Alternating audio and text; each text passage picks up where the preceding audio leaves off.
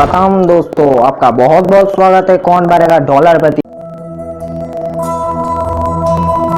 The internet is full of bro science, fake knowledge, half information, or propaganda. Your quest of reliable, authentic health information ends here. So subscribe this channel and hit the bell icon, and you never have to go anywhere else ever again.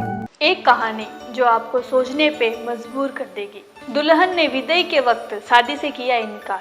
शादी के बाद विदाई का वक्त था।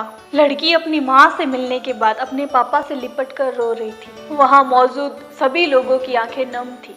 लड़की ने घूंघट निकाला हुआ था। वह अपने छोटी बहन के साथ सजाई गई गाड़ी के नजदीक पहुंची और इधर दूल्हा अपने खास मित्रों से बातचीत कर रहा था। तभी वहाँ पे दूल्हे का एक मित्र आकर उसे बोलने लगा, यार अभी यहाँ से निकलते ही सबसे पहले तू वहाँ पहुँचते ही मुझे 5 स्टार होटल में खाना खिलाएगा। भाई तेरे ससुराल में तो खाने का मजा ही नहीं आया। तभी पास खड़ा दूल्हे का छोटा भाई बोला, हाँ यार पनीर तो कुछ ठीक नहीं था और तो और रसमलाई में रस ही नहीं था। ये सारी बातें कर कर दूल्हे के दोस्त जोर जोर से हंसने लगे और इधर दूल्हा भी कम नहीं था। अरे अरे तुम लोग टेंशन मत करो, चलो तो सही 5 स्टार होटल में खाना खा लेना। मुझे भी यहाँ पे खाने में बिल्कुल मजा नहीं आया, रोटी तो गर्म ही नहीं थी। अपने ही पति के मुंह से ये सारी बातें सुनकर दुल्हन घूंघट में गाड़ी की ओर जा रही थी। वहां से वो वापस मुड़ी और गाड़ी की फाटक को जोर से बंद किया। घूंघट हटाकर वो अपने पापा के पास पहुंची, अपने पापा का हाथ अपने हाथ में लिया और बोली, मैं ससुराल नहीं जा रही पिताजी और ना ही मुझे ये शादी मंजूर है। ये शब्द उसने इतनी जोर से कहे कि सब लोग वहाँ के हक्के बक्के रह गए। सब नजदीक आ गए। लड़की के ससुराल वालों पर तो जैसे पहाड़ टूट पड़ा। मामला क्या है ये किसी को भी समझ में नहीं आया। तभी लड़की के ससुर लड़की के पास आकर बोले, क्या बात है बहू, शादी हो गई, विदाई का समय है, अचानक तुम्हें क्या हो गया?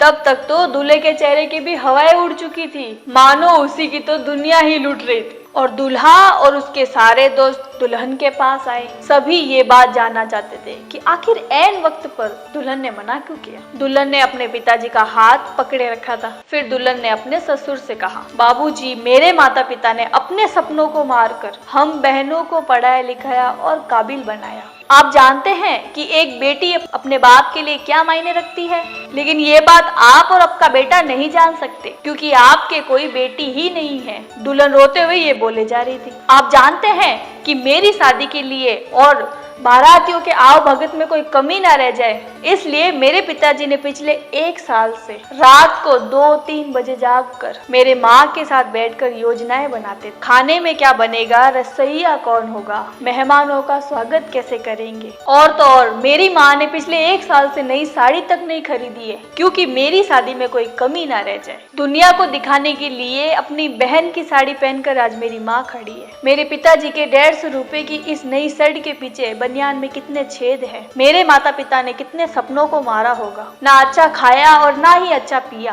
बस एक ख्वाहिश थी कि मेरी शादी में कोई कमी ना रहे। आपके पुत्र को रोटी ठंडी लगी, उसके दोस्तों को पनीर में गड़बड़ लगी, मेरे देवर जी को रसमलाई में रस नहीं मिला। इनका ये खिलखिलाकर हंसना मेरे पिताजी के सम्मान को ठेस पहुंचाने बराबर है। और दुल्हन हाफे जा रही थी। फिर दुल्हन के पिता रोते हुए बोले, लेकिन बेटी इतनी सी छोटी सी बात। दुल्हन ने अपने पापा की बात बीच में ही काटी। ये छोटी सी बात नहीं है पिताजी, मेरे पति को मेरे पिता की इज्जत नहीं। रोटी क्या आपने बनाई? रसमलाई पनीर ये सब कैटर्स का काम है। आपने दिल खोलकर अपनी हैसियत से बढ़कर खर्चा किया और अगर कुछ कमी रही भी तो वो कैटर्स की कमी रही होगी। आप तो अपने दिल का टुकड़ा अपनी गुड़िया रानी को विदा कर रहे हैं। आप कितनी रातें रोएंगे क्या मुझे पता नहीं। माँ कभी मेरे बिना घर से बाहर नहीं निकली, कल से वह बाजार अकेली जाएगी, जा पाएगी। जो लोग पत्नी और बहू लेने आए हैं वह खाने में कमियां निकाल रहे हैं, मुझ में कोई कमी आपने नहीं रखी। ये बात इनकी समझ में नहीं आई। और फिर लड़की के पिताजी ने उसके सर पर हाथ रखा और बोले,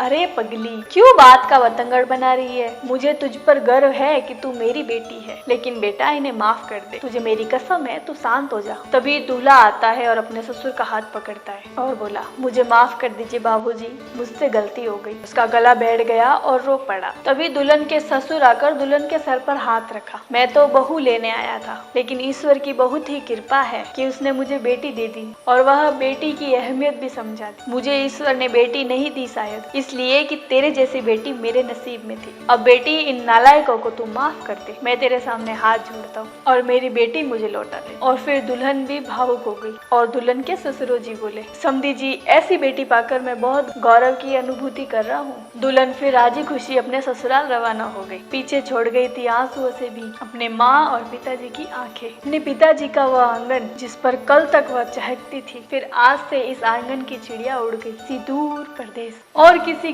पेड़ पर अपना घरौंदा बनाएगी। लड़की कभी पराया धन नहीं होती। कभी हम शादी में जाए तो इस बात का जरूर ध्यान रखें। एक पनीर की सब्जी बनाने में उस पिता ने कितना कुछ खोया होगा। अपना आंगन उजाड़ कर दूसरों के आंगन को महकाया होगा। खाने में कमियां ना निकाले। बेटी की शादी में बनने वाले पनीर, रोटी, रसमलाई पकने में उतना ही समय लगता है जितनी की लड़की की उम्र होती है। ये सब भोजन सिर्फ भोजन नहीं है, पिताजी के अरमान व जीवन का सपना होता है। बेटी के शादी में बनने वाले पकवानों में जो स्वाद कई सपनों को कुचलने के बाद आता है, इन्हें पकने में सालों लगते हैं। बेटी की शादी में खाने की कदर करें। यह बात आपको अच्छी लगी तो इस वीडियो को ज्यादा से ज्यादा शेयर करें और अगर किसी को ठेस पहुंची है तो क्षमा करें। और जिसने भी ये कहानी लिखी है उसको दिल से धन्यवाद।